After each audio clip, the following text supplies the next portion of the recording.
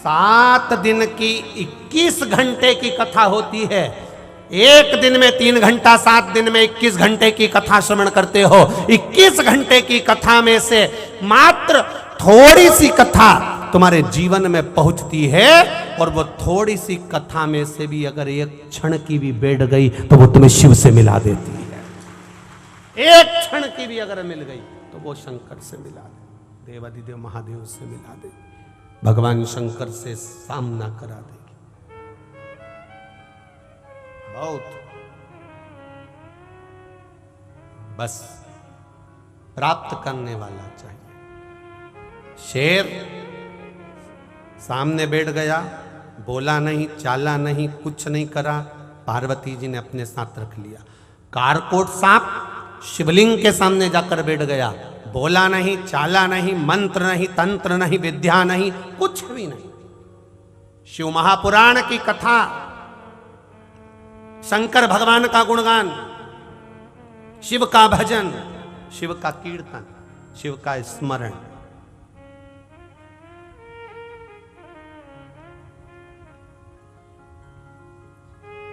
शिव का भजन, शिव का कीर्तन।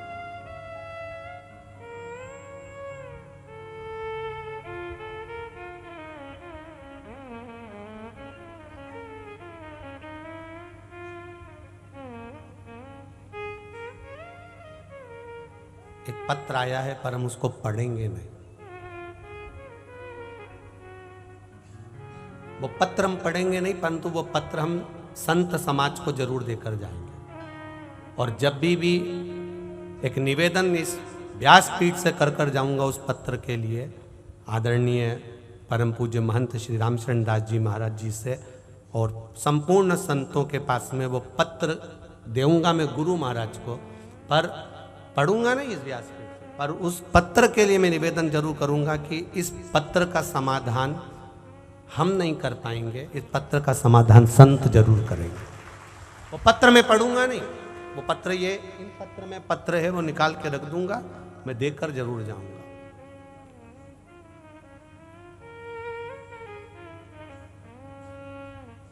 और बड़ा विचित्र पत्र है, बड़ा विचित्र, और उसका समाधान संतों के पास में है, उसके सिवा किसी के पास उसका समाधान नहीं। संत जब हुंकार भरते हैं तो अच्छा समाधान हो जाता।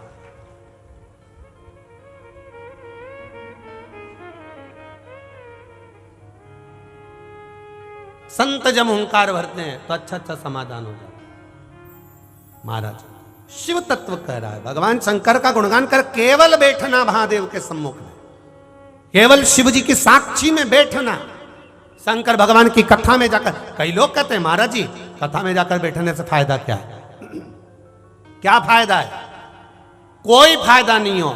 कम से कम एक फायदा तो है, 3 घंटा तुम झूठ तो नहीं बोल रहे, 3 घंटा तुम पाप तो नहीं कर रहे हो, 3 घंटा तुम कपट तो नहीं कर रहे हो, 3 घंटा तुम बेईमानी तो नहीं कर रहे हो, 3 घंटा तुम मोबाइल पर किसी का बुरा तो नहीं कर रहे हो, 3 घंटा कम से कम भगवान के चरणों में बैठे ही होना। कुछ नहीं मिला तो ये तो मिला कि मन थोड़ी देर शांत तो रहा, उतना ही बहुत है।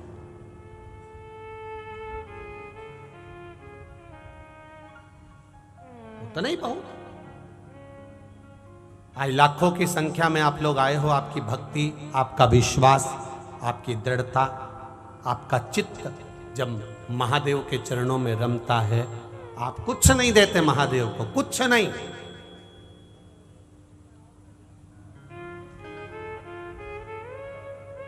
केवल भजन करते हो आप, केवल भजन। जरा विचार करना, कल व्यासपीठ से कहा था शिव मंदिरों में ताले लगे होते थे और जाले पड़े होते थे, कोई नहीं जाता था।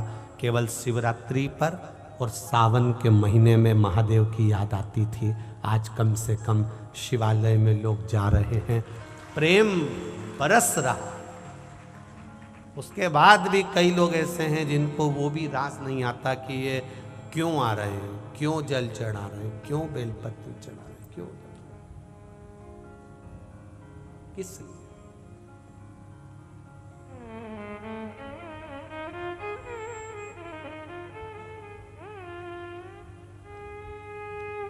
कल एक पत्र था,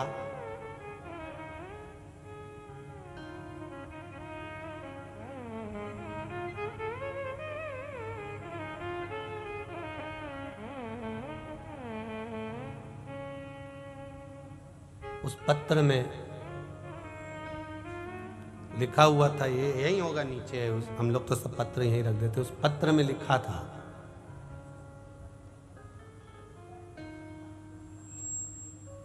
कोई अहमदाबाद की माता हैं, जिस मंदिर में पूजन करती थी वो मंदिर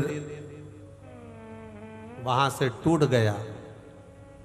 पशुपतिनाथ व्रत 2 ही हो पाए थे और वो मंदिर ही वहां से गायब हो गया। अब 3 व्रत कहां करूं?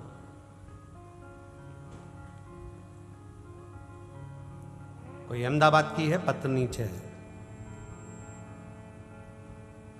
जब से मंदिर टूटा है आज 1.5 साल हो गया, उसने 1.5 वर्ष से खाना नहीं खाया है। मेरा 3रा व्रत मैं कहां करूं? तब मैं धन्यवाद करूंगा वहां के रहवासियों को। जो मंदिर टूटा था उसका शिवलिंग जो लोग उठाकर ले गए थे, वो शिवलिंग उसके व्रत करने के लिए वापस वहां रखा और व्रत करवाया। शिव तत्व इसको कर, मैं धन्यवाद दूंगा। साधुवादता है आपका, आपका विश्वास, आपका भरोसा, आपकी दृढ़ता क्या ना देगी। एक पत्र आया, छोटा सा पत्र है, उस पत्र में उन्होंने लिखा है, मैं नडियाद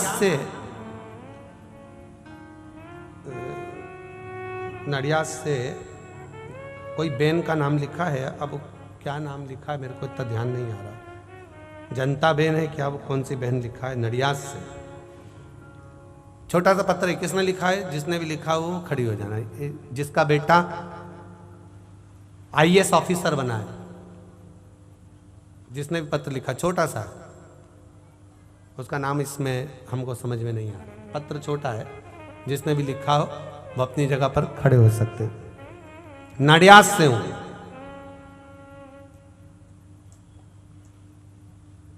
मेरा बेटा 5 साल से परीक्षा दे रहा था IAS ऑफिसर बनने के लिए, पर क्लियर नहीं हुआ।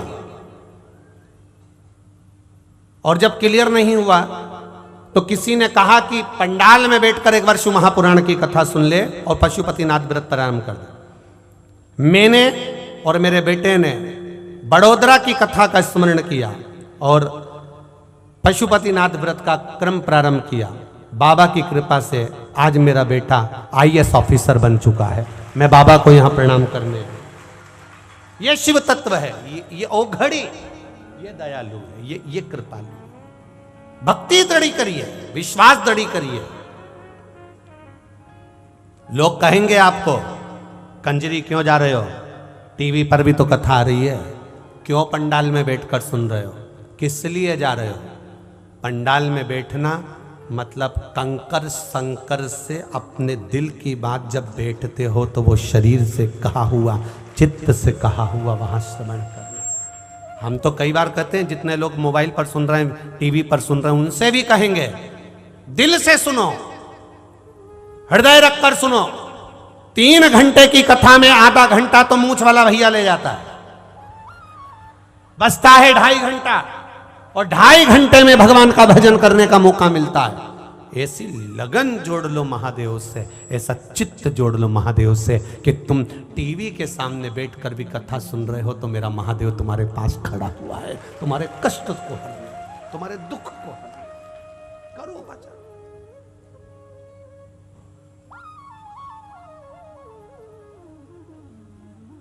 जाओ शिवालय।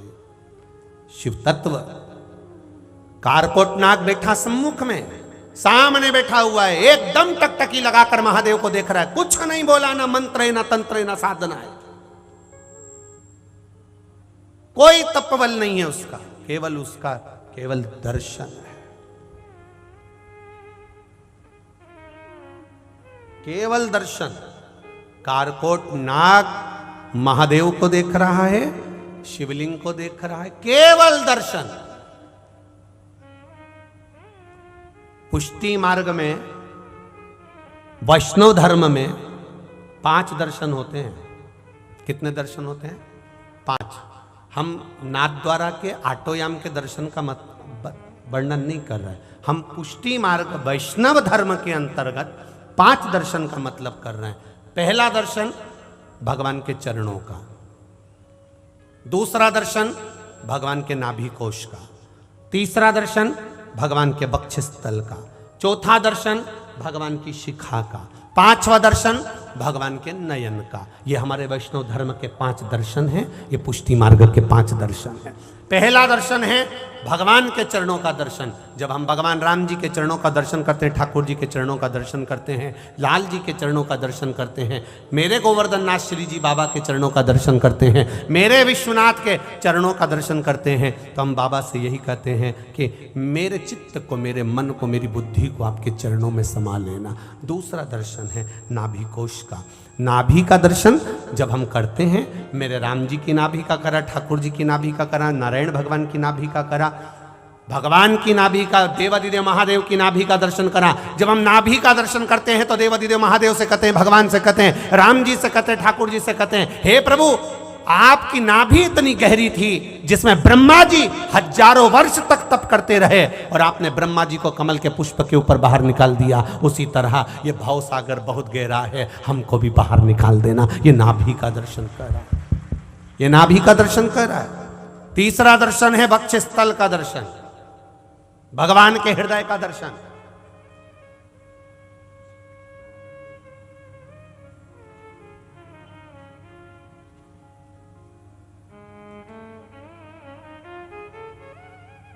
भगवान के हृदय का दर्शन, ये तीसरा दर्शन। तृतीय दर्शन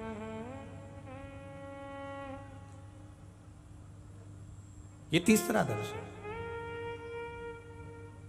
और भगवान के हृदय का जो दर्शन है, हम भगवान से, क्योंकि सारे संत, साधु, सन्यासी, तपस्वी, साधक, उपासक, भगत, ये सब जब प्राण छोड़ते हैं, कोई संत, कोई साधु, कोई सन्यासी, कोई तपस्वी, कोई भगत, भगवान का अपना प्रिय भक्त जब प्राण छोड़ता है तो वो कहाँ जाता है? तो कहा भगवान का प्रिय भक्त जब प्राण छोड़ता है तो भगवान के हृदय में जाकर बैठ जाता है, फिर उसका जन्म नहीं, जन्म नहीं होता।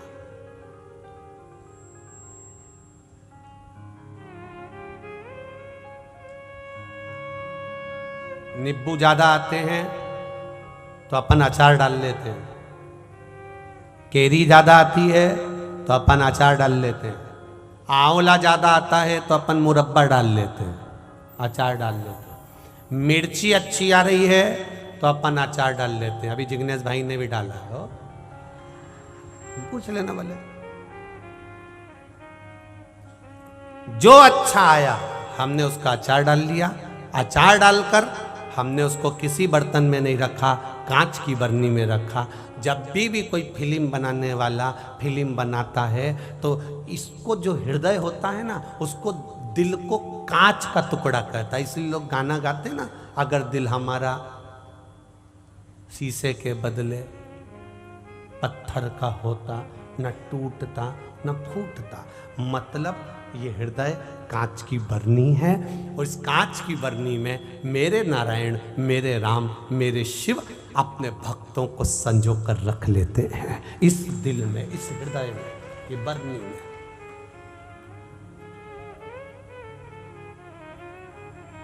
भक्ति का भगवान के हृदय का दर्शन मतलब सारे संतों का, साधुओं का, गुरुओं का, भक्तों का दर्शन अगर कहीं नहीं करने जा सकते, रोज कुंभ के मेले में नहीं जा सकते, तुम रोज कहीं संत का दर्शन करने नहीं जा सकते, तो मेरे भगवान के हृदय का दर्शन कर लो, उसमें सारे संतों का दर्शन है। तीसरा दर्शन है ये चौथा दर्शन है भगवान की शिखा, चोटी। नाथ द्वारा जाओ तो मेरे श्री जी बाबा की चोटी ऊपर से नीचे, नीचे से ऊपर, ऊपर से नीचे जाती हुई तुम्हें दर्शन होंगे। श्रीनाथ जी का कोई फोटो हो, उनका दर्शन करेंगे तो शिखा का दर्शन होगा। लड्डू गोपाल हो, उनकी शिखा का दर्शन होता है। शिखा का दर्शन मतलब उन्नति की सीढ़ी पर कितने भी चढ़ जाओ, कितने भी चढ़ जाओ, पर भगवान के चरणों को मत भूलना। ये चोटी कहवी, शिखा कर। भारत के 10 लोग अमेरिका घूमने के लिए गए। उन्होंने एक होटल बुक कर ली, एंजॉय के हिसाब से गए थे घूमने पे, होटल बुक कर ली। होटल के मालिक ने कहा देखिए कमरा तो बुक कर लो, परंतु रूम जो है वो 100 मंजिल ऊपर मिलेगा। कि चलेगा, लिफ्ट लगी है, लिफ्ट दबाई, 100 मंजिल ऊपर जाना आना, और उसमें दिक्कत क्या है, जाना आना चल। अब ये 10 लोग भारत के घूम रहे थे। 4-5 दिन घूमे।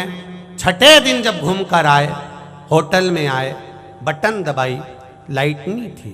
मैनेजर से कहा हमारा कमरा 100 मंजिल ऊपर है, हम कैसे जाएंगे? उन्होंने कहा सीढ़ियां लगी है, चढ़ जाओ।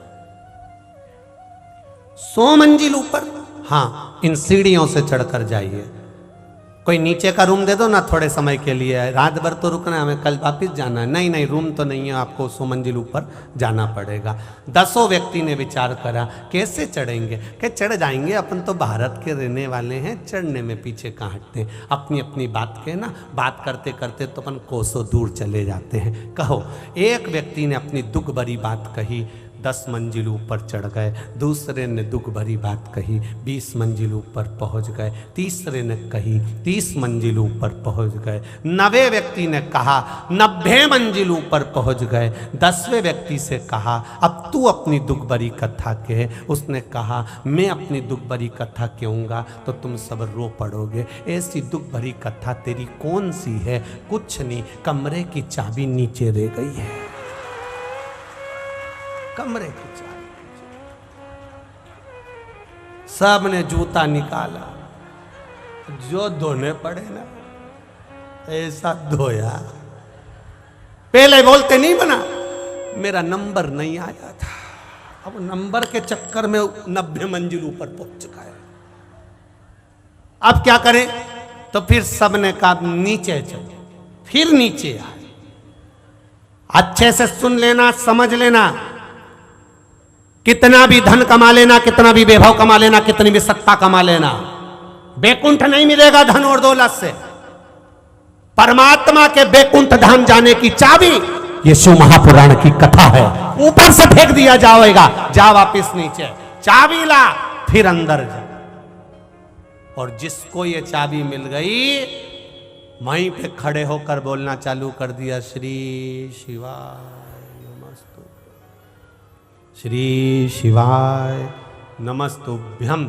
जैसे ही बोला तो चित्रगुप्त महाराज ने कह दिया चाबी तुम्हारे पास में, अंदर चले जाओ, जाओ अंदर, और बैकुंठ का दरवाजा खुल जाएगा, आप प्रवेश कर जाओगे। ये चाबी है शिव कथा। भगवान शंकर का नाम ये चाबी है, भगवान का भजन ये चाबी है, शिव तत्व ये चाबी है, शिव की कथा ये चाबी है। केवल कंजरी वालों, हलवल वालों, या जितने आस्था चैनल पर सुन रहे हैं, जितने फेसबुक यूट्यूब पर सुन रहे हैं, केवल ये चाबी आपके पास में नहीं है। ये चाबी तो तुलसीदास जी के पास में भी थी, ये चाबी वेद व्यास जी के पास में भी थी। जितनी पुराण की रचना करी वेद व्यास जी ने, विष्णु पुराण लिखा, बराह पुराण लिखा, ब्रह्मवेत्ता पुराण लिखा, गर्ग संहिता, जितने भी पुराण, नारद पुराण, पद्म पुराण, जितने पुराण वेद व्यास जी ने लिखे, सबसे पहले सारे पुराण में सबसे पहले शंकर जी की कथा लिखी। रामचरितमानस तुलसीदास जी ने लिखी, सबसे पहले शंकर जी की कथा लिखी। वाल्मीकि बाबा ने वर्णन करा, सबसे पहले शंकर जी की कथा लिखी। ऐसी कोई पुराण नहीं, ऐसा कोई शास्त्र नहीं, ऐसा कोई वेद नहीं, ऐसा कोई पल नहीं जिसमें शंकर जी का गुणगान नहीं। क्यों? क्योंकि सबको मालूम था पहले ये चाबी का होना जरूरी है। जो शंकर का हो गया उसके लिए मार्ग खुल गया, जो शिव का हो गया उसके लिए मार्ग खुला।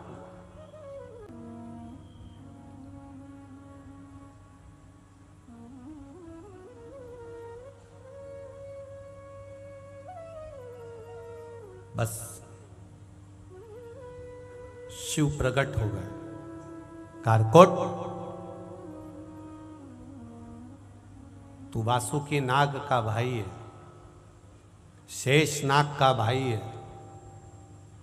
सर्पों में भी ऐसा सर्प है जिसको डस ले उसका शरीर सड़ जाता है, तड़प तड़प कर व्यक्ति मरता है।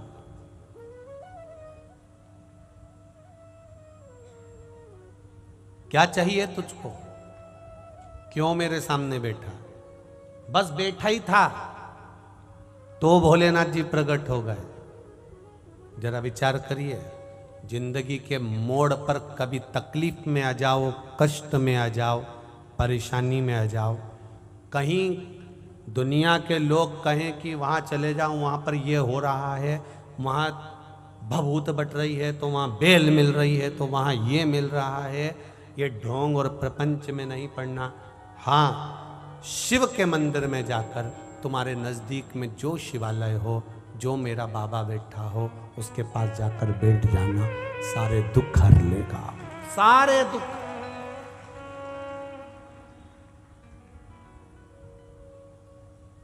एक पत्र है,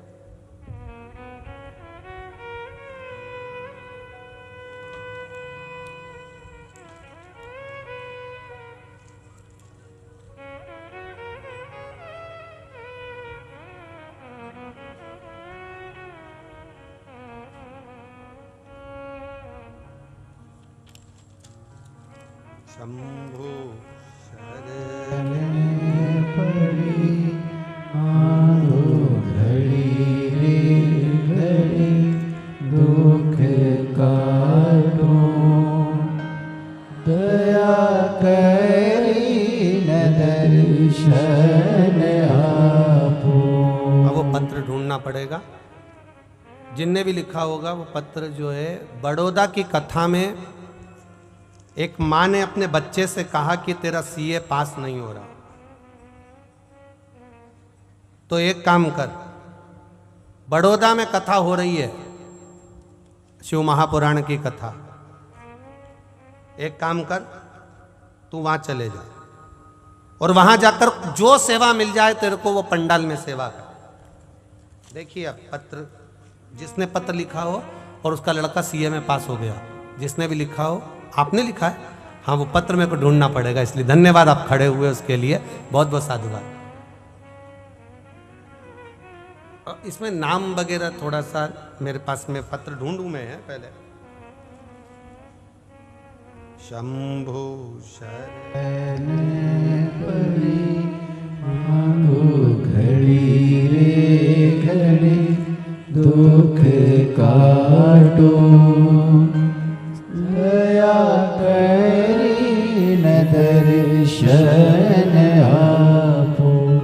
शंभु शरण पड़ी मांगो घड़ी रे घड़ी दुख काटो दया करी न दर्शन आपो। पत्र ढूंढना पड़ेगा। श्री शिवाय नमस्ते। क्या नाम लिखते बाबू? जरा देव ना, माइक पहुंचाओ जरा, पहुंचाओ जरा। सिद्धार्थ, हाँ सिद्धार्थ, पहुंचाओ जरा माइक, पहुंचाओ।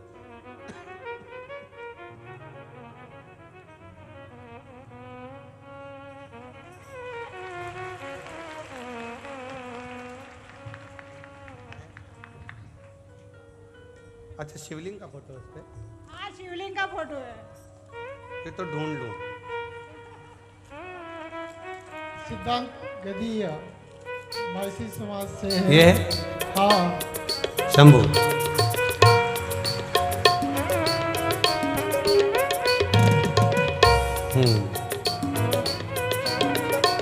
बड़ौदा गुजरात से, मूल निवासी राजस्थान में चित्तौड़गढ़ जिला से सावा गांव से हूँ। मेरा लड़का सिद्धांत जी गांधिया सीए फाइनल की परीक्षा में रह गया था। टीवी पर हम कथा सुनते थे और बाबा देवादिदेव महादेव से यही प्रार्थना करी कि कैसे भी इसका सीए फाइनल हो जाए। जब ये भी हताश होने लगा तब इससे कहा कि बड़ौदा में शिव महापुराण की कथा हो रही है, तू तू एक काम कर, मां सेवा करने चले जा। और बाबा की कृपा ऐसी रही, सेवा कर कर आया है और बाबा की करुणा से सीए फाइनल में पास हुआ है। ये शिव तत्व है।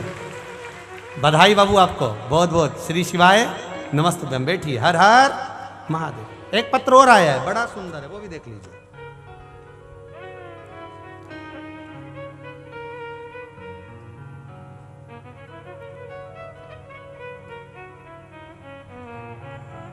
ऐसा पत्र है, इसमें नाम मेरे को समझ में नहीं आ रहा, गुंजा लिखा है कि क्या लिखा है। ठीक है, जिसका भी पत्र है, जिस देख लो जरा एक बार, कोई का जिसने पत्र लिखा है, उसने लिखा है मैं बड़ौदा गुजरात की रहने वाली हूँ। अब गुंजा नाम लिखा है, क्या लिखा है? बड़ौदा गुजरात की रहने वाली हूँ। आपने कहा था कि जो एक बार पंडाल में आने से महादेव मनोकामना पूर्ण करता है। मेरी बेटी 3 साल से सीए का एग्जाम दे रही थी, पर एक बार भी वो उत्तीर्ण ना हो पाई, और बाबा की कृपा से बड़ौदा की कथा में वो आई और बड़ौदा की कथा में बैठकर कथा सुनी और वो सीए पास हुई। ये पत्र जिसने भेजा हो, आप ही ने भेजा? हाँ, एक बार दोनों हाथ हिला दो ऐसा। श्री शिवाय नमस्तुभ्यम। बधाई आपको, बहुत बहुत बहुत बहुत साधुवाद। ये शिव तत्व है। ओ घड़ी,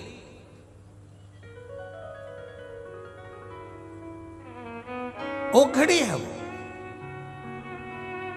अड़भंगा। वो तो कहीं आपको साधुवाद देना चाहिए परम पूज्य महंत श्री राम शरण दास जी महाराज को, जो वो सीहोर से इस गंगा को पकड़कर कंजरी तक लेकर आ। बहुत बहुत साधुवाद देना चाहिए। और यजमान परिवार को भी साधुवाद दूंगा कि कंजरी वालों को ये मौका मिला है, हलोल वालों को ये मौका मिला है। कथा यजमान परिवार को साधुवाद दूंगा जिन्होंने यहाँ बिठाकर यह पावन कथा का रसतत्व ग्रहण कराया, उसके लिए साधुवाद। बहुत बहुत साधुवाद। क्या मिलेगा ये तो 3 महीने के बाद में जो तुम अगली कथा में बैठे मिलोगे तब मालूम पड़ेगा कि बाबा ने क्या दिया। ये वो जाने उसका काम। केवल तुम्हारा भजन, शंकर का गुणगान, शिव का स्मरण, शिव भक्ति को करो, शिव तत्व को जानो शंकर। और जैसा आपको मौका मिला है, ऐसा बरहानपुर वालों को मौका मिल रहा है 3 तारीख से 9 तारीख तक फरवरी में 2 बजे से 5 बजे। ये शिव तत्व। और देखो, आज कथा का तो 6ठा दिन होगा, कल कथा का 7वां दिन होगा। आज कथा तो ये समय हो गई, कल की कथा सुबह 9 बजे से 12 बजे तक रहेगी।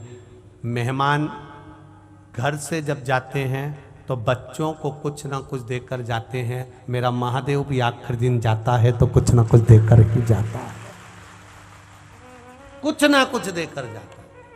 कल कथा सुबह 9 बजे से 12 बजे तक होगी कंजरी में, पर टीवी पर कथा का समय यही कितनी बजे? 2 बजे से 5 बजे तक रहेगा। टीवी में कथा का समय यही रहेगा, कथा का समय। पर कंजरी में कथा का समय 9 बजे से 12 बजे तक। अपने परिवार वालों को, इष्ट मित्रों को कह दो, एक दिन की कथा आसन लगाया, सुन लिया, चित्त धारण कर, आनंद। शंभु शरणे पड़ी मांगो घड़ी रे घड़ी, दुख काटो दया करी न दर्शन आपो। शिव तत्व की ओर चल। कारकोट, मांग तुझे क्या चाहिए, तू बस मेरे सम्मुख में बैठा है, केवल बैठा है, मांग ले। एक पत्र और है। मैं जसवंत सिंह पत्नी उषा देवी, निवासी बाला सिंदूर, बढ़िया देवास, जिला महिसागढ़, गुजरात। मेरा मोबाइल नंबर ये है। कहीं बैठी हो तो हाथ हिलाइएगा जिन्होंने पत्र लिखा, जिन्होंने भी पत्र लिखा हो। मैं जसवंत सिंह पत्नी उषा देवी, निवासी बाला सिंदूर, बढ़िया देवासा, महिसागढ़, गुजरात। कहीं बैठी हो तो हाथ हिलाइएगा। बैठी है पीछे? हाँ जी, हाँ जी, हाथ हिला दीजिए, हाथ दिख गए। श्री शिवाय नमस्तुभ्यं। गुरुजी, मैं उषा देवी श्री राम शिव महापुराण कथा कंजरी हालोल से पंडाल में बैठकर कथा सुन रही हूँ। आपने कहा था पंडाल में बैठकर कथा श्रवण करने से क्या मिलता है वो बाबा ही जान सकता है। पर गुरुजी, आज मैं पत्र इसलिए लिख रही हूँ, मैं 3 चीजें लेकर पंडाल में कथा सुनने के लिए आई थी 7 दिन के लिए, और बाबा ने 7 दिन के अंदर मेरी तीनों मनोकामना पूर्ण कर दी। मैं बाबा को प्रणाम करती हूँ गुरुदेव। मेरे बच्चे का कान का ऑपरेशन होना था, उसका पर्दा बेकार हो गया था।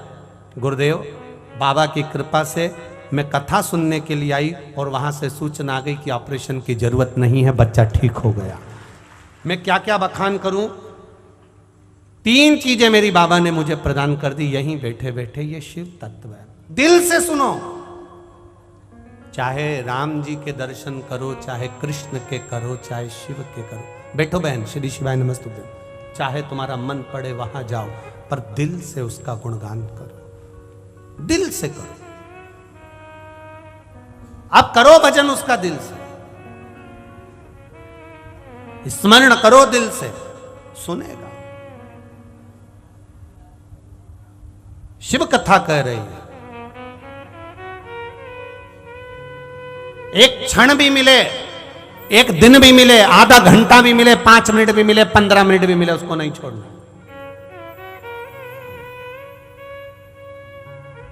प्रयागराज वालों को संतों की कृपा से 2 दिन मिले, 30 और 31 जनवरी, 4 बजे से 7 बजे तक प्रयागराज के मेले में। 1 घंटा भी मिले, 15 मिनट भी मिले तो ले उसको। शिव तत्व को धारण करो, शिव को उतारो।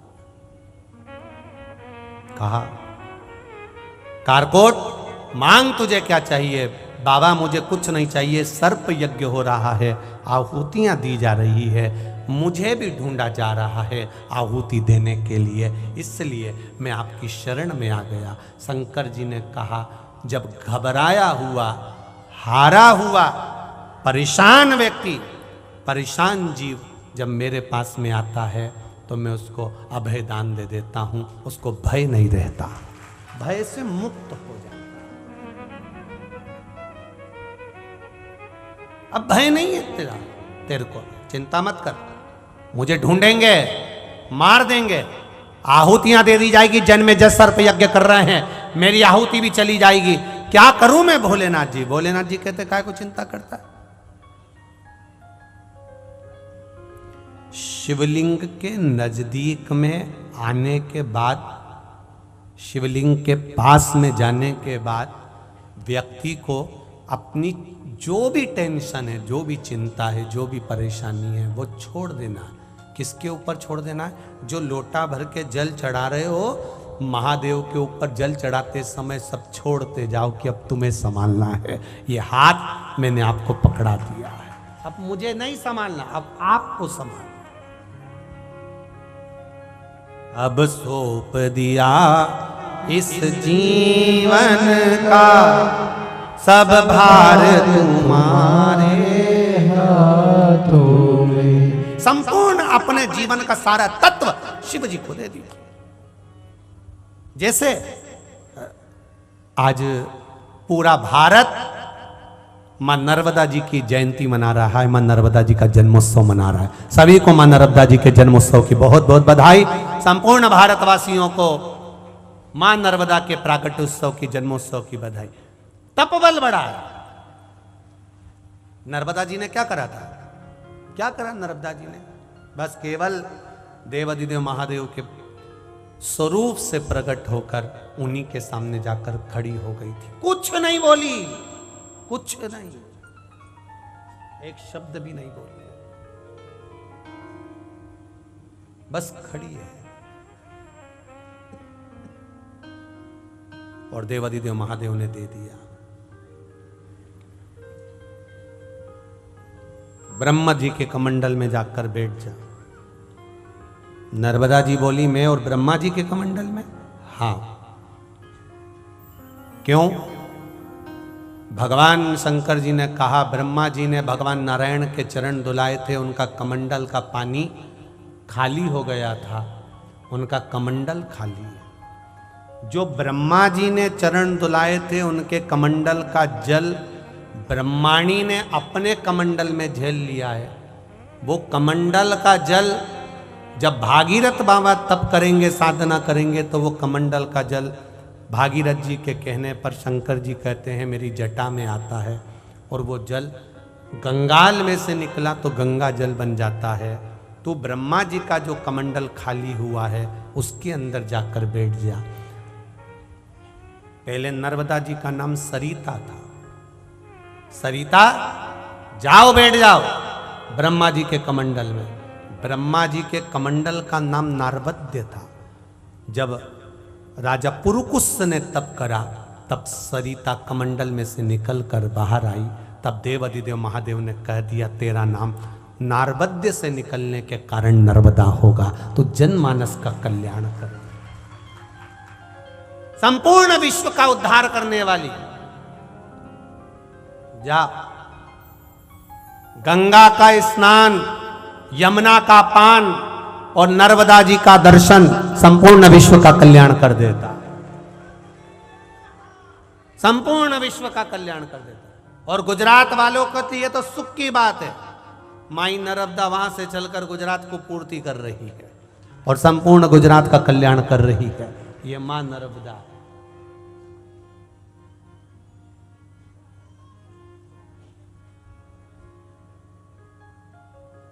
एक लाइन का स्मरण, कोई खड़ा नहीं होगा। तू मेरी शरणागति में आ गया है, विश्वास रख, जन्मेजय मेरे शिवालय के सामने आए हुए को उठाकर नहीं ले जा सकता। बैठ जाओ।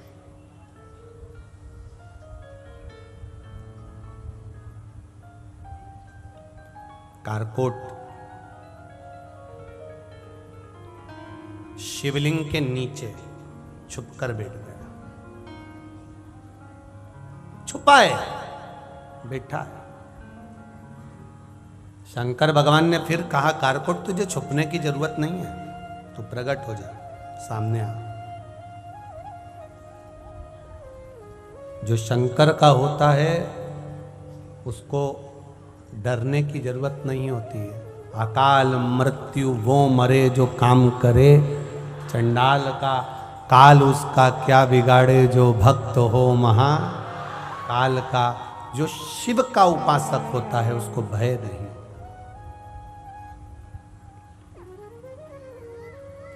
भय किस चीज का करना?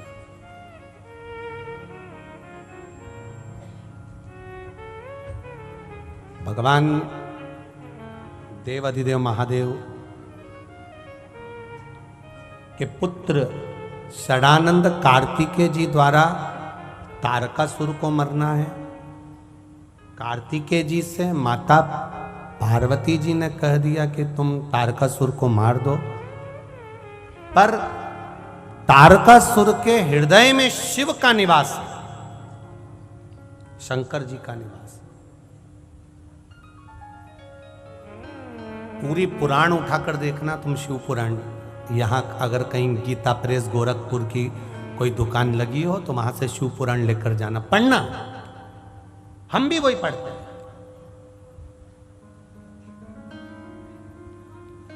पढ़ो उसको। और गीता प्रेस गोरखपुर की शिव महापुराण को पढ़ना, उसमें ध्यान लगाकर पढ़ना कि भगवान शंकर की दुश्मनी किसी भी असुर से नहीं थी। एक भी असुर से शंकर जी की दुश्मनी नहीं थी, किसी से भी।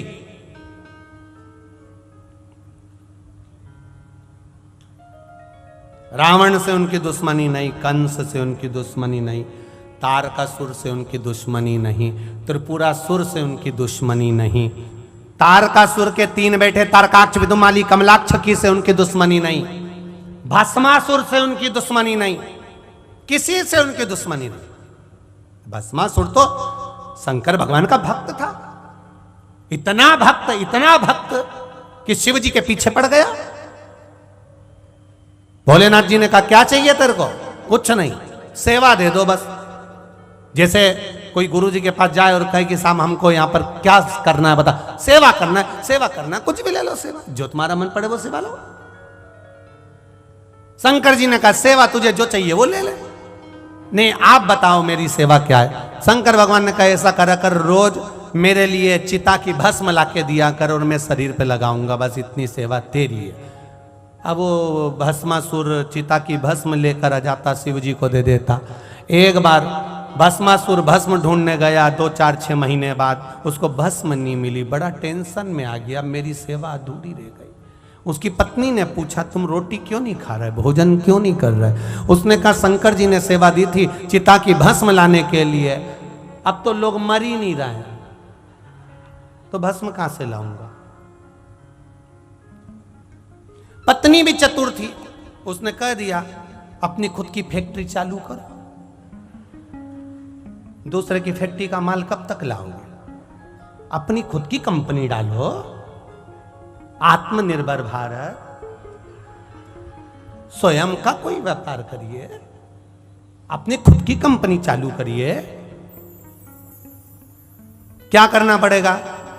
शंकर भगवान से वर प्राप्त करो कि तुम जिस पे हाथ रखो वही भस्म, ताजी ताजी भस्म तुम्हें रोज मिल जाएगी, तुम शिव जी को दिया ना। अपनी खुद की कंपनी, तुम्हारा मन पड़े उसको निपटा दो, हाथ ही तो रखना। पति के दिमाग में बैठ गई और वो शंकर जी का तप करने चले गया।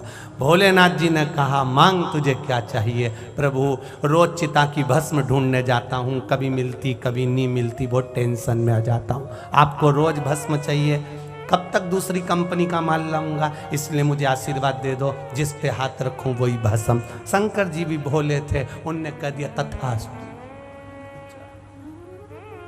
अब पति सीधे अपनी पत्नी के पास गया, अरे सुनती हो, धर्म पत्नी बोली क्या बात है, आशीर्वाद मिल गया, जिस पे हाथ रखूंगा वही भस्म। पत्नी चढ़ गई छज्जे पे,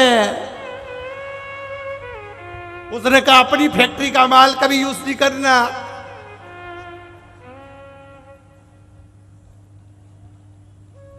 जिसकी खुद की किराने की दुकान होती है वो अपना बरनी को खोलकर उसमें से टॉफी कभी नहीं खाता, दूसरे की दुकान में जाके खाता। तो उसने सोचा ये अपने को निपटा देगा, तो ऊपर चढ़ गई वो। अब ऊपर चढ़ के क्या बोली, आशीर्वाद मिल गया, हाओ जिस पे हाथ रखूंगा वो भस्म। किसी पे प्रैक्टिकल करके देखा? शंकर जी पे 1% भी विश्वास मत करना, वो कभी भी आशीर्वाद पूरा नहीं देते। अच्छा हाँ, प्रैक्टिकल करके देख लो, किस पे हाथ रखूं तू बता, जिसने आशीर्वाद दिया उसी के पास चले जाओ। अगर उनने सही दिया होगा तो मालूम पड़ जाएगा, और नहीं दिया होगा तो मालूम पड़ जाएगा, बस चले गया। हर हर महादेव। भोलेनाथ जी ने पूछा यहां काय को आ गया? प्रैक्टिकल करना है। कैसा प्रैक्टिकल? तुम्हारे ऊपर हाथ रखना। पास में बैठी थी पार्वती जी, सबसे पीछे भाग गई पीछे। जिस दिन से शंकर जी के पास भस्मासुर आया उस दिन से पार्वती पीछे हो गई। किसी भी शंकर जी के मंदिर में जाकर देख लेना, शंकर जी यहां बैठे मिलेंगे, पार्वती पीछे हाथ जोड़ के बैठी मिलेंगे, इन्हीं से मिलो। पार्वती हमेशा हाथ जोड़ के ये कहते हमसे हमारे पास आना ही मत, इनसे भिड़ लो, जो कुछ कर। आराम से ऊपर बैठी पीछे साइड में, जाओ तुम इनसे मिलो। शंकर भगवान ने मन में सोचा तेरे को ये अक्ल कौन ने दी रे? तो भस्मासुर बोला सबसे ज्यादा चतुर है एक ही है। कौन? जो गले में मंगल सूत्र पहनती है।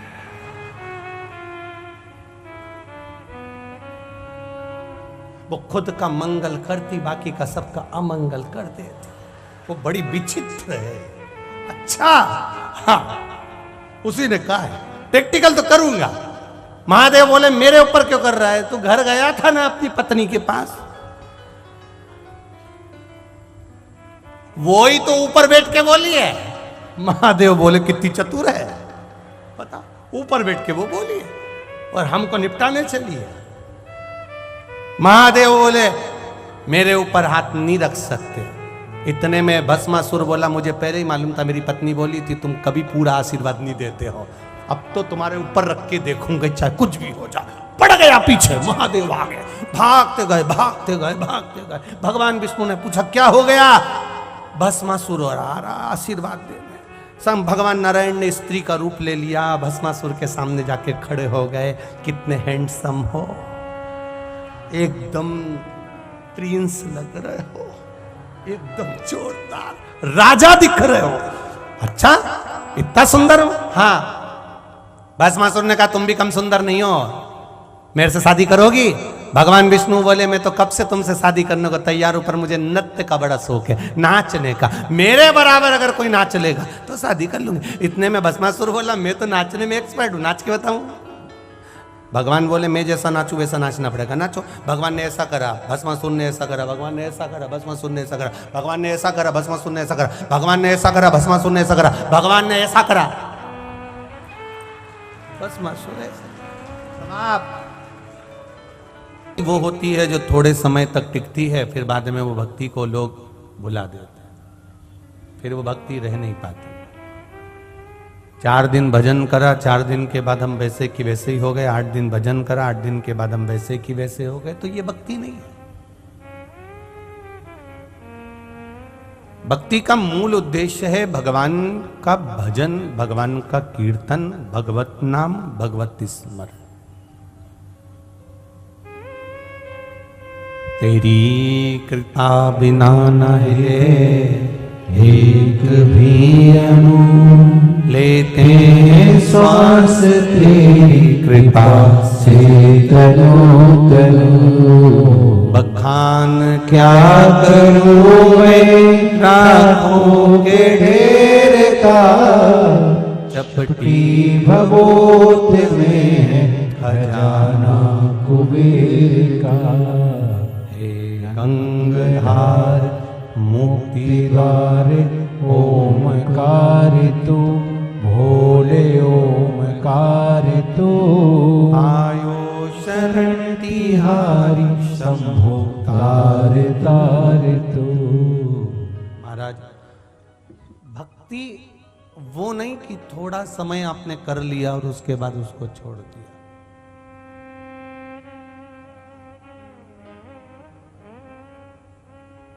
भक्ति वो श्रेष्ठ होती है जिसमें कोई छल ना हो, जिसमें कोई कपट ना हो, जिसमें कोई बेईमानी ना हो, जिसमें कोई प्रपंच ना हो, और जिसमें किसी के प्रति दोष देखने की दृष्टि ना हो।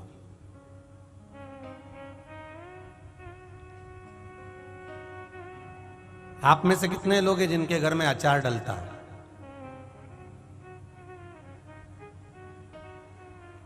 सब एक्सपर्ट हो अचार के? सबके यहाँ अचार डलता है, सबके यहाँ अचार बनता है, ठीक है। अचार बनाकर स्टील के बर्तन में रखते हो, एल्युमिनियम में रखते हो, चांदी में रखते हो, तांबे में रखते हो, पीतल में रखते हो, कि चीनी का बर्तन, कांच जो बर्तन होता है उसमें रखते हैं।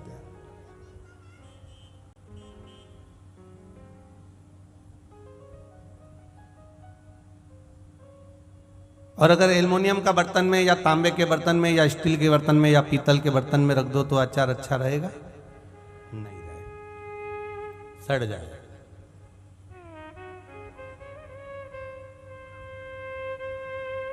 कितने बर्तन तुम्हारे घर में, एक से बढ़कर एक बर्तन तुम्हारे यहां पर हैं, पर अचार रखने के लिए कांच का बर्तन, चीनी का बर्तन ही काम देता है। उसी तरह शिव महापुराण की कथा को हृदय में रखने के लिए शिव का भक्त जैसा पात्र ही होना चाहिए। शिव भक्त पात्र हो, शंकर का उदार पात्र हो, शिव का गुणगान जिसने जिंदगी में करा हो, जीवन में करा हो, वही भक्त शिव की कथा को धारण कर सकता है।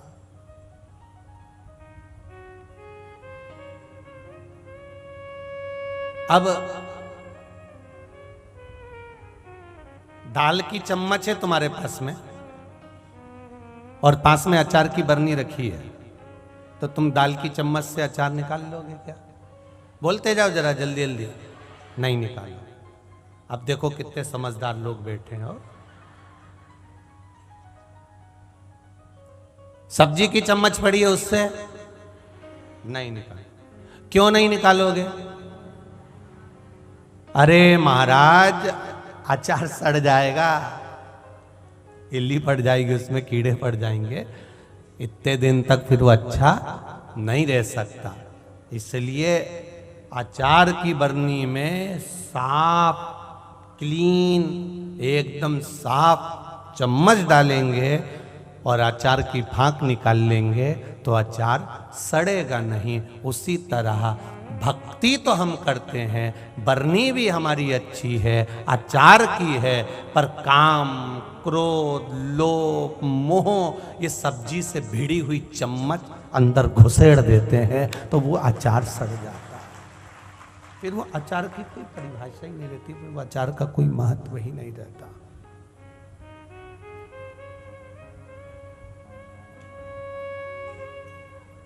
बस जितनी समझदारी आप में अचार डालने में है, अचार निकालने में है, उतनी समझदारी परमात्मा को पाने की है।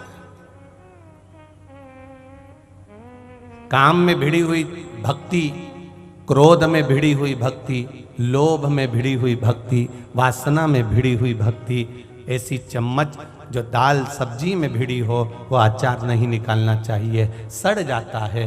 काम, क्रोध, लोभ, वासना, तृष्णा से भिड़े हुए अगर मन से हम भगवान का भजन कर रहे हैं तो वह भजन भगवान स्वीकार नहीं करता, बिगड़ जाता है, उसका कोई महत्व नहीं होता, वो बेकार हो गया, उसका कोई सार तत्व रहा ही नहीं।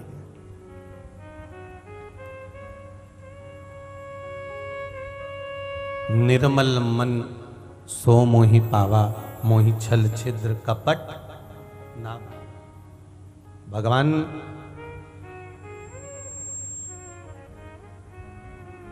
की जो कथा है, भगवान का जो भजन है, भगवान का जो कीर्तन है, भगवान का जो मंत्र जाप है, भगवान का जो स्मरण है, वो साधारण है, अविरल भक्ति दे रहा है, अविरल भक्ति, अविरल भक्ति।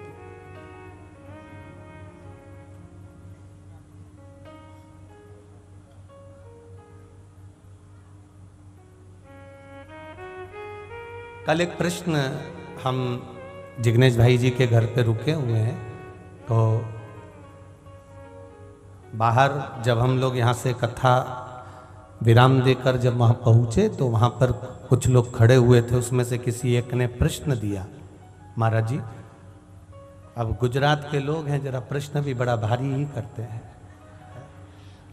तो प्रश्न जो दिया तो उन्होंने लिख कर दिया कि हनुमान चालीसा के अंतर्गत एक लाइन आती है, राम रसायन तुमरे पासा सदा रहो रघुपति के दासा। राम जी के पास में कौन सा रसायन, वो हनुमान जी के पास में कौन सा रसायन था,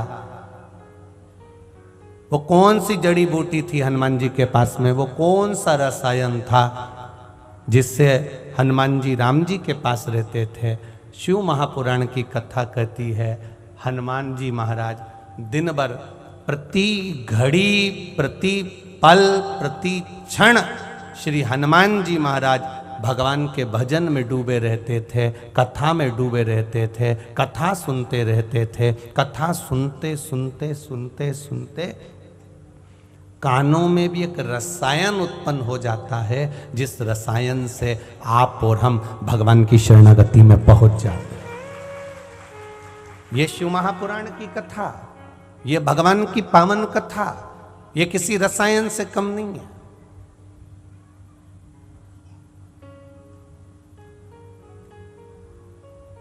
राम रसायन तुमरे पासा। और ये भगवान की कथा, भजन, कीर्तन, स्मरण, मंत्र, जाप, जो आप भगवान शिव का भजन कर रहे हो, कीर्तन कर रहे हो आस्था चैनल पर, फेसबुक पर, यूट्यूब पर, और कंजरी गांव में आकर आप कथा का रसतत्व ग्रहण कर रहे हो, ये रसायन है। अब ये रसायन, ये औषधि, ये रसतत्व, ये इतना प्रबल है कि इसका फल कैसा होता है, ये तो कथा जब विराम हो जाएगी आप अपने घर चले जाओगे, हम अपने घर चले जाएंगे, तब आपको ज्ञात होगा कि इस रसायन का एक आनंद सुख कैसा है, इस रसायन का एक आनंद कैसा है, वो रसायन कितना हमारे जीवन को सार्थक कर सकता है, वो रसायन की आनंदता बता सकता। एक पत्र आया है, ज़्यादा पत्र तो हमने पढ़े नहीं है अभी यार।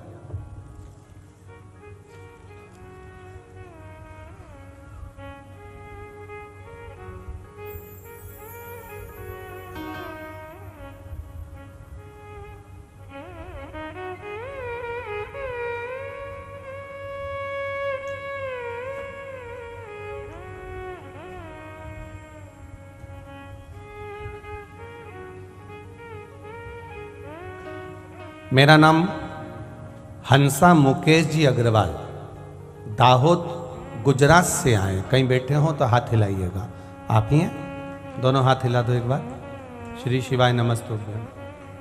गुरुजी, मेरा नाम हंसा मुकेश जी अग्रवाल है, दाहोद गुजरात से आई हूँ। मेरी सास को कोरोना में ब्रेन स्ट्रोक, हार्ट पैरालिसिस हो गया। उनकी मुंह की आवाज़ पूरी चली गई। उनको नली से लिक्विड देते थे और डॉक्टरों ने मना कर दिया था और बोला था कि घर ले जाओ, सेवा करो। फिर हमने उनको घर पर लिया है और सेवा में लग गए। बहुत बुरी हालत उनकी अभी तक भी हो गई थी, पर गुरुदेव आपकी कथा जब सुनी और कथा सुनने के बाद 1 लोटा जल हम शिव जी को चढ़ाना प्रारंभ करें, बेलपत्री चढ़ाते, उनको ला कर देते, जल भी चढ़ा हुआ ला कर देते और बेलपत्री भी ला कर देते। आज हम कंजरी की कथा में बाबा को प्रणाम करने के लिए, धोख लगाने के लिए, प्रणाम करने के लिए आए हैं, क्योंकि बाबा ने उनको अब धीरे धीरे ठीक करना प्रारंभ कर दिया। उनकी तबीयत में इतना सुधार आ गया कि वो अपने हाथों से खाना प्रारंभ कर दिए, अब लिक्विड लेना बंद कर दिया और चलने भी थोड़ा थोड़ा लगे हैं। और जो उनकी आवाज़ पूरी की पूरी कोरोना से चली गई थी, कुछ भी नहीं बोल पाते थे, अब वो बोलना भी चालू कर दिए हैं। ये शिव कृपा है, ये शंकर की उदारता है। आराम है अब उनको। श्री शिवाय नमस्तुभ्यं। बैठिए। हर हर महादेव। ये शिव तत्व है। एक पत्र और देखिए।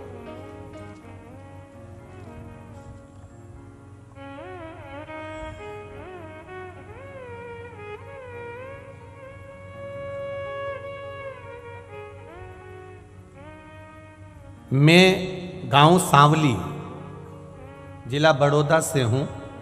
मेरा नाम केशर प्रजापति है। कहीं बैठे हों तो हाथ हिलाइएगा। आप ही हैं? दोनों हाथ हिला दो ऐसा। श्री शिवाय नमस्तुभ्यं। मेरा नाम केशर प्रजापति है। मेरे कमर में गठान हो गई थी। मेरा आधा शरीर बेकार हो गया था। डॉक्टर को दिखाना प्रारंभ करा, डॉक्टर ऑपरेशन का बोलना प्रारंभ कर दिए। शरीर ने काम करना बंद कर दिया। बहुत बुरी हालत हो गई गुरुदेव। पूरा परिवार अस्त व्यस्त होने लगा। तब किसी ने आपकी कथा आस्था चैनल पर आती है उसका बताया। हमने कथा सुनना प्रारंभ करी और कुंदकेश्वर महादेव का नाम लेकर जल चढ़ाते, बेलपत्री चढ़ाते और वही कुंदकेश्वर का जल लेकर आते। गुरुदेव, हम उसको सुबह से लेकर दोपहर तक पीते, थोड़ा थोड़ा थोड़ा थोड़ा। बाबा की कृपा से बेलपत्र खाते। आज बाबा की कृपा से दूसरी बार जब हम जांच कराने के लिए गए तो हमारी गठान गल चुकी है और मेरा शरीर ठीक हो गया है। इसलिए मैं यहाँ प्रणाम करने के लिए आई हूँ। श्री शिवाय नमस्तुभ्यं। आप ही हैं? आप ही को हो गई थी, आप ठीक हैं? आप बाबा की कृपा बनी रहे। श्री शिवाय नमस्तुभ्यं। गठान पूरी गल गई है, इसलिए हम बाबा को सांवली से यहाँ पर प्रणाम करने के लिए आए हैं। गुरुजी, एक लाइन इन्होंने बहुत अच्छी लिखी है। काशी के भोलेनाथ तेरी याद सताती है। गुरुदेव, पंडाल में बैठकर कथा सुनने का क्या फल होता है, ये सुनने वाले को 3 महीने में मालूम पड़ जाता है। ये शिव तत्व, ये शंकर, इसकी उदारता, करुणा, महाराज शिव कृपा।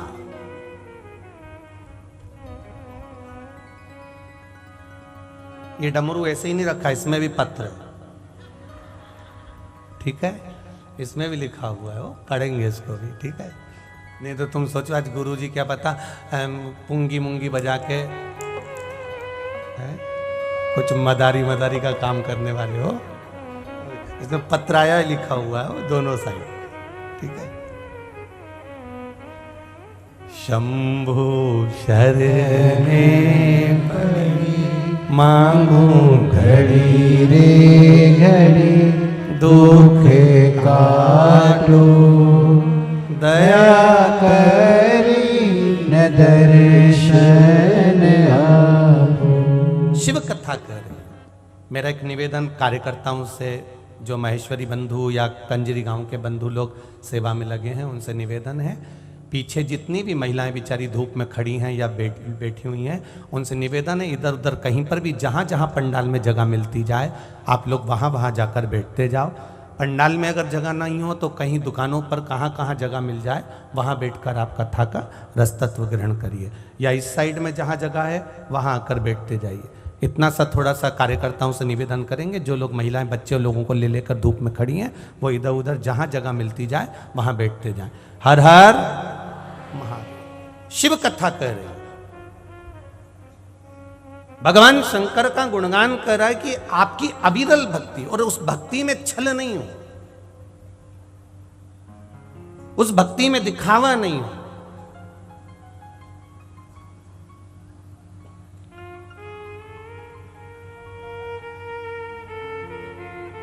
भक्ति जैसे अचार को निकालने के लिए झूठी चम्मच नहीं चाहिए, दाल या सब्जी का चमचा नहीं चाहिए, चम्मच नहीं चाहिए, उसी तरह जैसे अचार को निकालने के लिए झूठी चम्मच, दाल की चम्मच, सब्जी की चम्मच, किसी भी चीज की चम्मच अचार की बरनी में डालोगे तो वो सड़ जाएगी, वो अचार काम नहीं करेगा, बेकार हो जाएगा। अचार को निकालने के लिए चम्मच एकदम साफ चाहिए, उसी तरह परमात्मा को पाने के लिए मन एकदम निर्मल चाहिए। निर्मल मन सो मोहि पावा, मोहि छल छिद्र कपट ना भावा। भगवान को पाने का तरीका है निर्मल भक्ति, निर्मल भजन।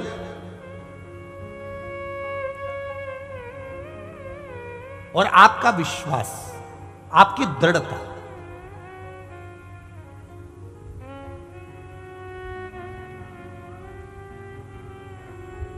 अब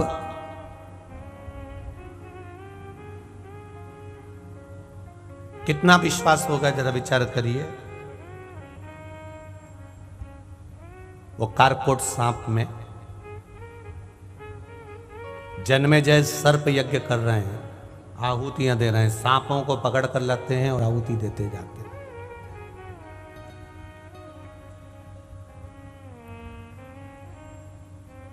कुछ नहीं करा उसने, शिवजी के शिवलिंग के सामने जाकर बैठ गया। अब कितनी सरल शिव महापुराण की कथा है। कल की कथा में अपन ने श्रवण करा था, देवव्रत की बेटी का कल्याण कैसे हो गया। केवल मंदिर में जो कीचड़ हो जाता है चलने से, और उस कीचड़ को जो धोया गया, उसका जो पानी था वो उस पर चले गया और उससे उसका कल्याण हो गया। जरा विचार करिए कल्याण कैसे होता।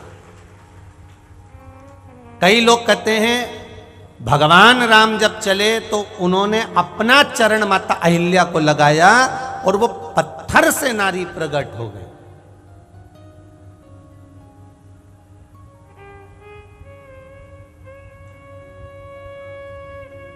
पत्थर से नारी प्रकट हो गई, केवल चरण लगाया और नारी प्रकट हो गई। पर शिव महापुराण कथा में जो राम जी का थोड़ा सा संवाद दिया है, मेरे राम का जो गुणगान करा गया है, उस गुणगान में कहा गया कि मेरे राम जी ने चरण नहीं लगाया, मेरे राम जी ने तो केवल चरण उठाया था, और उठाते से नीचे से पवन देव ने हवा चलाई, और जो हवा चली तो उनके चरण की रज उड़कर उस पत्थर पर पड़ी और उसका कल्याण हो गया। मेरे राम किसी स्त्री को, किसी नारी को कभी चरण नहीं लगा सकते।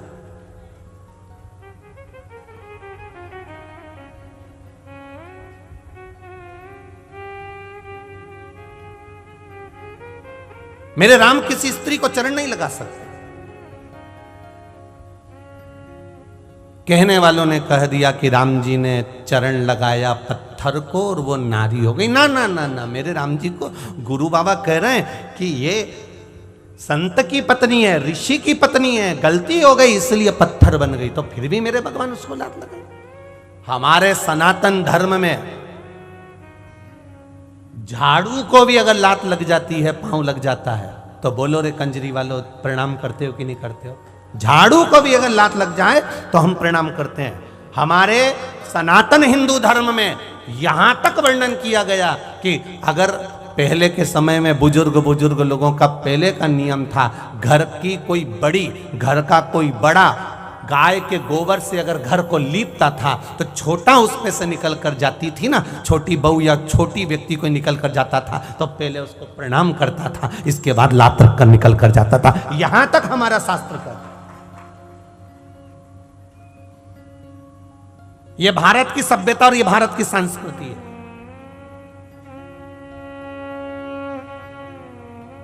दुनिया में गजन ना जाने कितने विधर्मी लगे हुए हैं चारों तरफ से सनातन धर्म को नष्ट करने के लिए।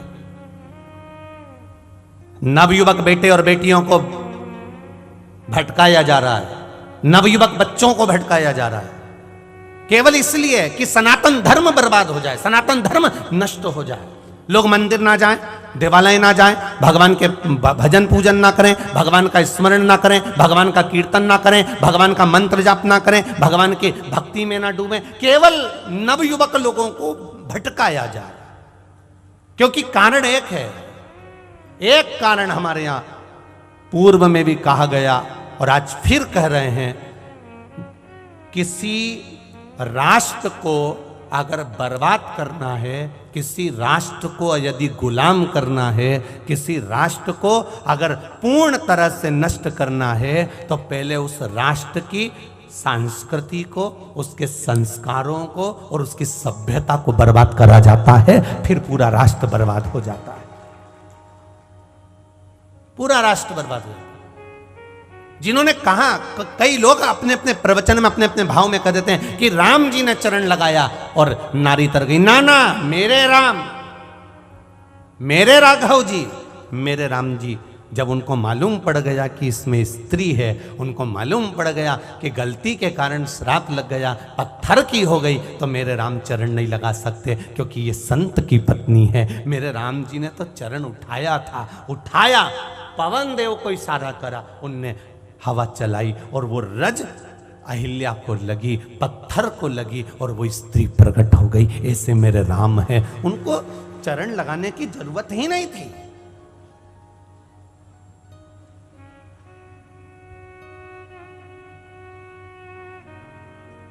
हमारा सनातन धर्म तो यहां तक कहता है देली, देली जानते हो आप लोग? चौखट, दरवाजा, द्वार, यहां तक हमारा सनातन धर्म कहता है कि पहले घर की बहुएं जब निकलकर घर से बाहर जाती थी, अपने मायके जाती थी, तो देहली का पांव पड़कर जाती थी, दरवाजे का पांव पड़कर जाती। अब सोचो कितना विचित्र हमारा सनातन धर्म होगा। महाराज 20,600 नदी भारत की भूमि पर है। कितनी है? जम के बोलो जरा। 20,600 नदियां भारत की भूमि पर विराजमान है और ये 20,600 नदियां जहां जहां से निकल कर जाती है और जैसी जैसी निकल कर जाती है, प्रत्येक क्षेत्र में उसको माता कहकर पुकारा जाता है, उसका सम्मान किया जाता है। 20,600 पवित्र नदियां हैं।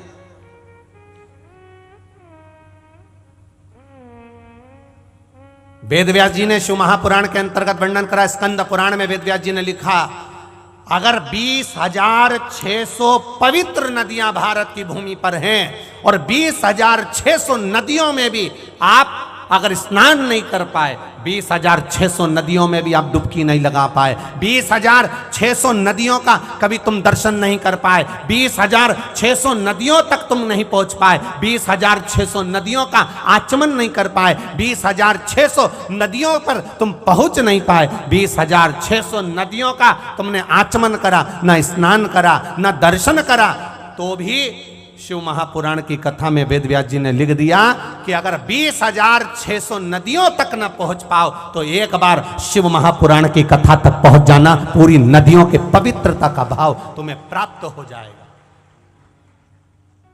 20,600 नदियों तक ना जा पाओ, 20,600 नदियों में स्नान ना कर पाओ, 20,600 नदियों तक तुम आचमन ना कर पाओ, 20,600 नदियों का तुम दर्शन ना कर पाओ, 20,600 नदियों का तुम स्मरण ना कर पाओ, तो एक शिव महापुराण की कथा में जाकर बैठ जाओ।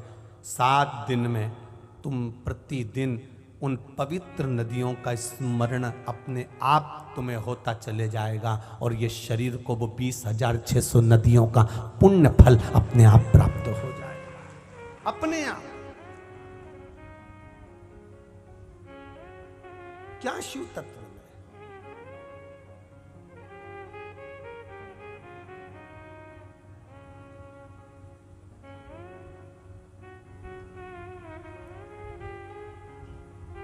महाराज, ये तो वो अविरल गंगा है, अविरल भक्ति है जिसको हम लोग प्राप्त कर रहे हैं। किसी ने कहा भगवान की कथा कितनी बार सुनना चाहिए?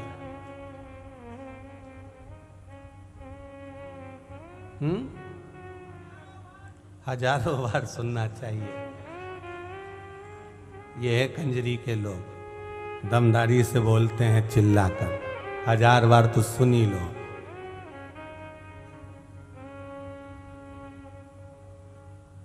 जितनी बार गाड़ी को चलाने वाला ड्राइवर जितनी बार गाड़ी चलाएगा चलाएगा चलाएगा चलाएगा उतना उस्ताद होते चले जाएगा, और जब उस्ताद होते चले जाएगा तो उसको फिर गाड़ी चलाने की ज़रूरत नहीं पड़ेगी। वो साइड में बैठेगा और अपने कंडक्टर से कहेगा तू चला, वो भी दूसरे को चलाना सिखा देगा और ऐसा चलाना सिखाएगा कि आराम से जो गाड़ी चलाना सीख गया, खूब मंझ गया, वो ट्रक के ऊपर आराम से गादी बिछा के सो जाता है। कंडक्टर को भी उसने दमदार बना दिया कि गाड़ी वो चला लेता है। उसी तरह जो बार बार शिव महापुराण की कथा को श्रवण करता है, सुनता है, हमने 10 बार सुनी, हमने 15 बार सुनी, हम 3 साल से सुन रहे हैं, हम 4 साल से सुन रहे हैं, हम आस्था चैनल पर सुन रहे हैं, हम ऐसे सुन रहे हैं, हम कथा को ऐसे श्रवण कर रहे हैं, हम मोबाइल पर श्रवण कर रहे हैं, हमने इतनी बार सुन ली।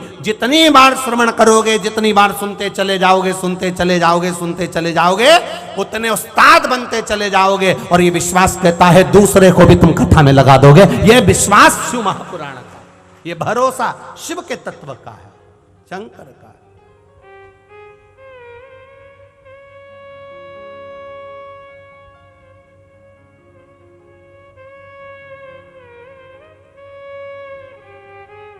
कोई कोई कपड़ा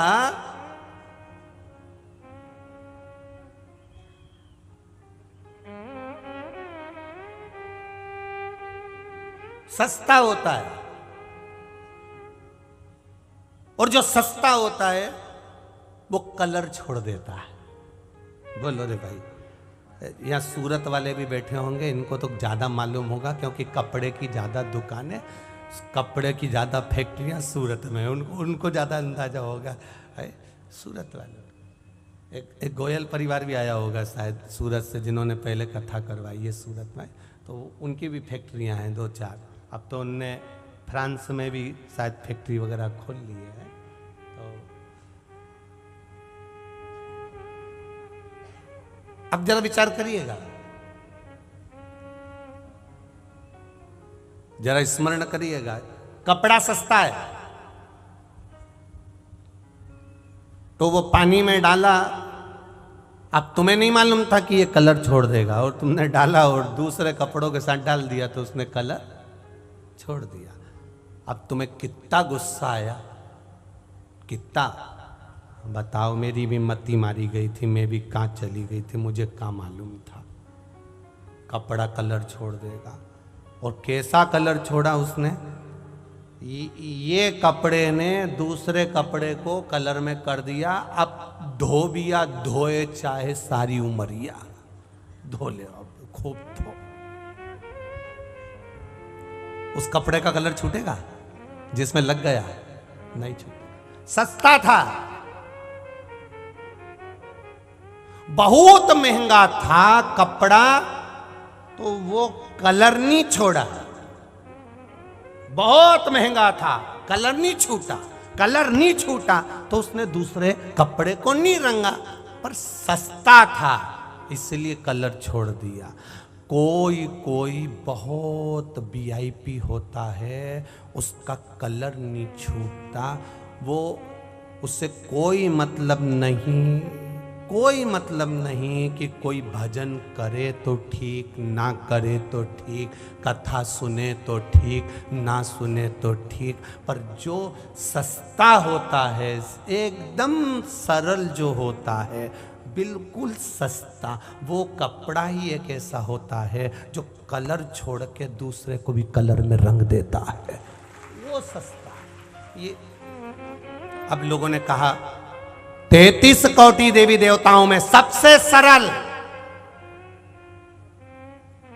सबसे सस्ता एक ही देव, बोल दो जम के, महादेव। ना अंबर चाहिए, ना पीतांबर चाहिए, ना धन चाहिए, ना दौलत चाहिए, ना सत्ता चाहिए, ना वैभव चाहिए, ना अंबारियां चाहिए, केवल एक लोटा जल।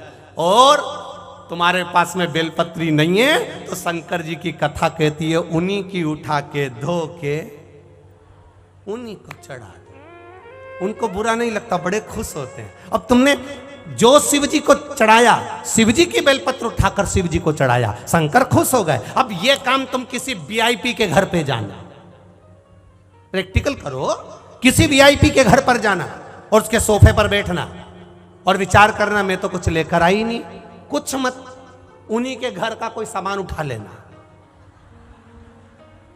उन्हीं के घर का, और उसको एक अखबार में लपेट के हैप्पी बर्थडे टू यू, उन्हीं का सामान, उन्हीं का वस्तु, उन्हीं की सामग्री उनको दे दो। अब वो जब खोलेगा फिर कंजरी वालों, तुम हालोल वालों को मत दे देना रे। फिर वो खोले और खोल के जब बोले और बोले तो तुम डोले, ये पक्का है।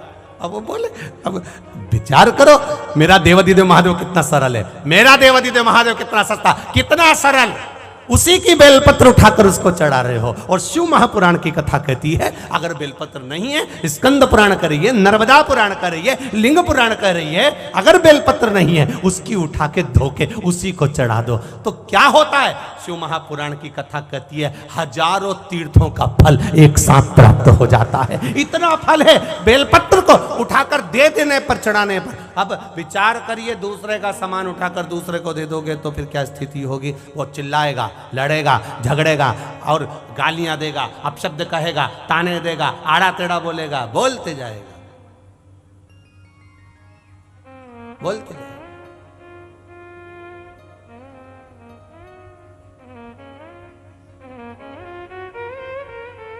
दे दिया उसको। अब इतना सरल देव कहां से लाओगे? बोलो, इतना सरल कहीं मिलने वाला?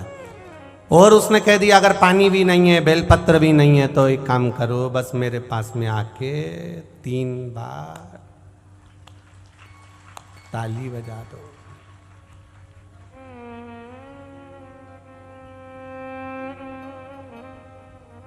एक बार देवादिदेव महादेव गुजरात घूमने के लिए आ गए। पार्वती जी से बोले कि काशी में तो बहुत घूमी हो, चलो मैं तुम्हें सोमनाथ घुमा लाऊं। पार्वती जी बोली, सोमनाथ वो चंद्रदेव की काया का रोग समाप्त किया था आपने? हाँ, जिसके पीछे दक्ष प्रजापति ने मुझे श्राप दिया था, वो सोमनाथ, चलो।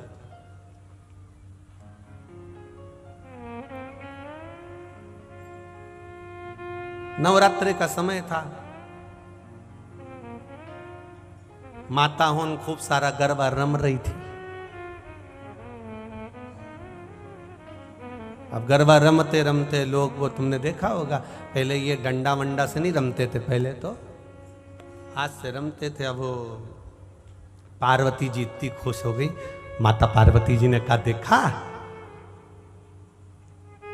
भले तुम्हारे 2 ज्योतिर्लिंग है पर सत्ता मेरी है, देख लो तुम।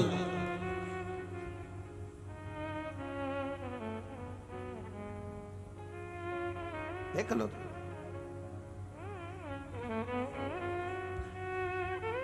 पूरे भारत में माता जी के मंदिर, टेकरी, माता जी की बड़े बड़े विशाल मंदिर पूरी दुनिया में जितने कहीं नहीं होंगे उतने गुजरात में होंगे।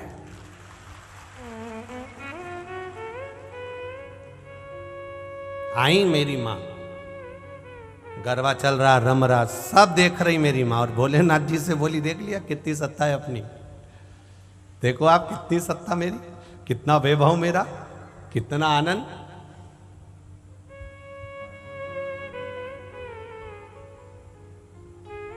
शिव जी ने कहा, बुन भले भजन तेरा कर रही है पर रिझा मुझे ही रही है। पार्वती जी ने कहा, आपको रिझा रही है? हाँ, तू खुद देख ले, किसी देवी देवता के मंदिर में ताली बजाने का प्रमाण है क्या?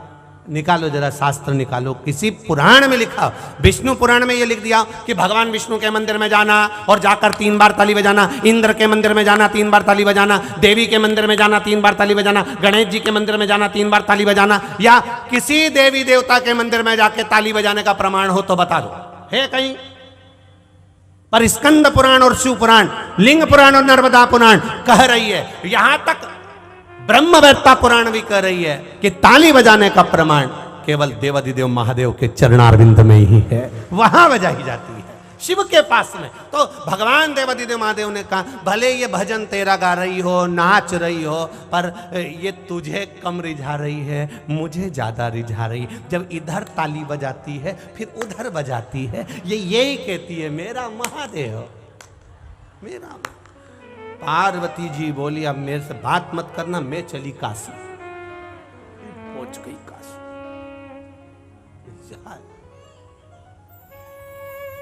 अभी तुम लोग वो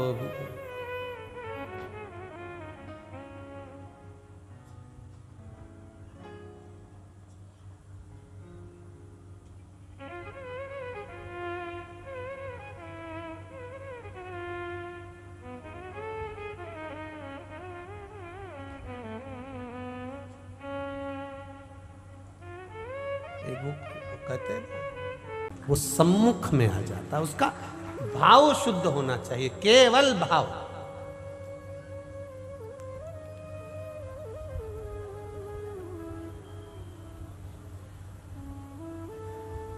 वो कारकोट सांप, नाग, सर्प सामने बैठा है शिवलिंग के बिल्कुल सम्मुख, विनय, कोई प्रार्थना नहीं है।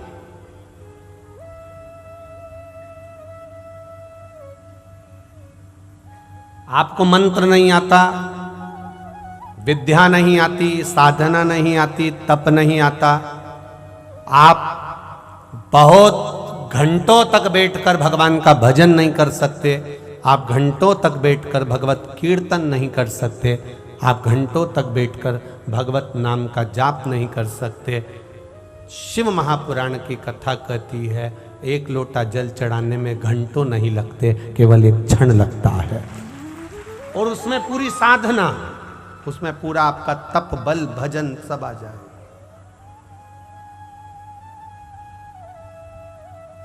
बैठा कारकोट, शिवजी के सम्मुख में बैठा बैठा बैठा, कहीं नहीं जा रहा, कहीं नहीं।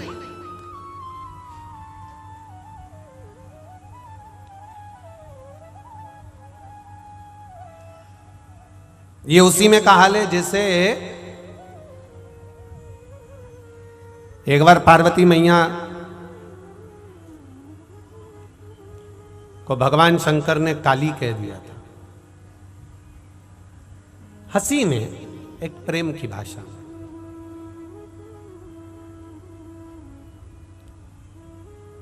और पार्वती मैया क्रोध में आकर, रुष्ट होकर वन में चली गई, जंगल में चली गई।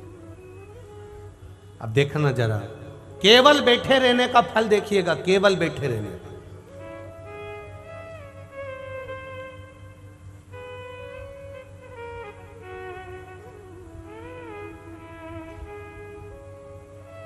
पार्वती मैया जंगल में गई, वन में गई।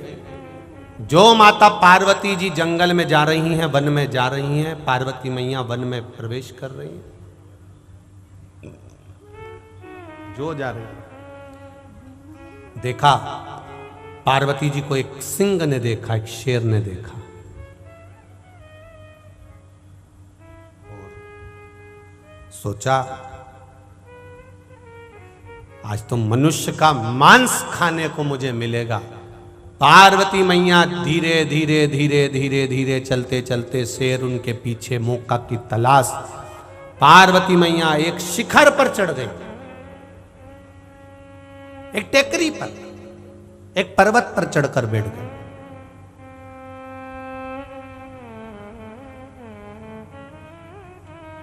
सिंह ने मन में सोचा अभी टेकरी एक ही है, पहाड़ एक ही है, पर्वत एक ही है, आएंगी माँ, ये स्त्री नीचे आएगी, मैं इसको खा लूंगा। शेर नीचे बैठा हुआ है, पार्वती मैया ऊपर बैठी है। शिवजी ने उनको काली कह दिया तो वो तप में लीन हो गई, उठ ही नहीं रही है। शिव महापुराण की कथा कहती है, देवी भागवत कहती है,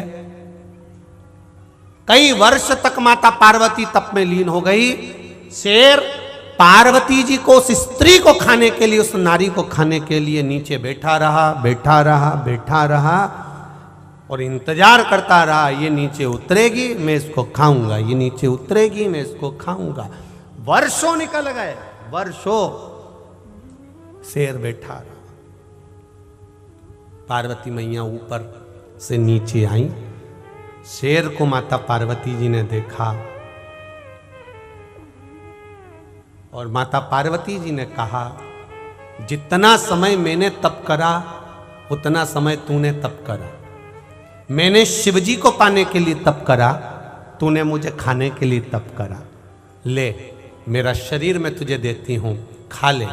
शेर शीश नवा कर कहता है, मां मैं आपको पहचान गया, आप साधारण नहीं हो, आपकी सेवा में मुझे रख लीजिए, बस इतनी कृपा।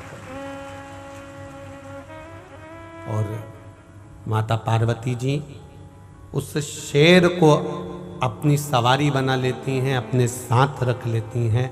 वो शेर माता पार्वती के पास में, उस शेर ने ना मंत्र पढ़े, ना साधना करी, ना तप करा, ना कोई उपास करा, ना कोई व्रत करा।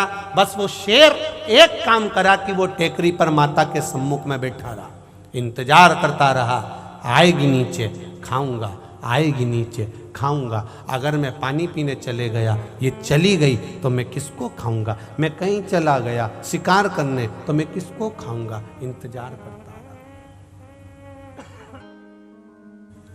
वो इंतजार करता रहा,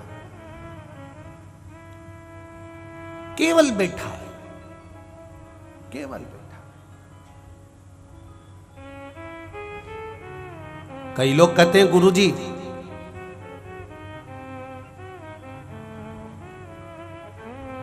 हम कथा सुनने के लिए जाते हैं, हमें कथा याद तो रहती नहीं है, हमको कथा याद नहीं रहती।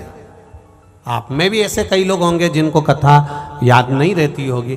तो किसी ने कहा गुरुजी हम कथा सुनने जाते हैं, कथा याद तो रहती नहीं है, तो फिर कथा सुनने से फायदा कौन सा है?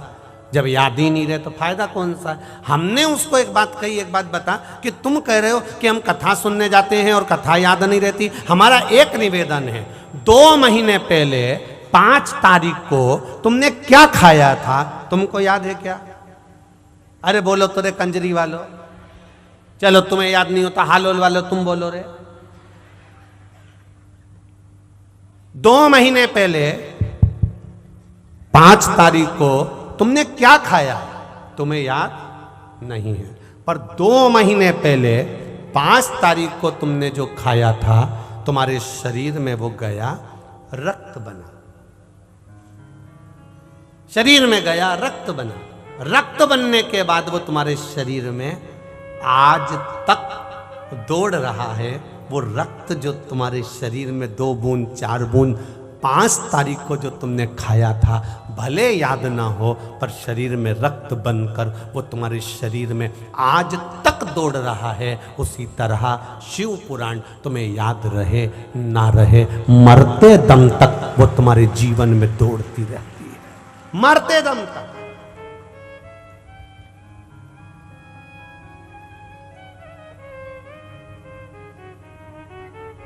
पहले कथा में कहा है, प्रत्येक मनुष्य 200 ग्राम भोजन ग्रहण करता है।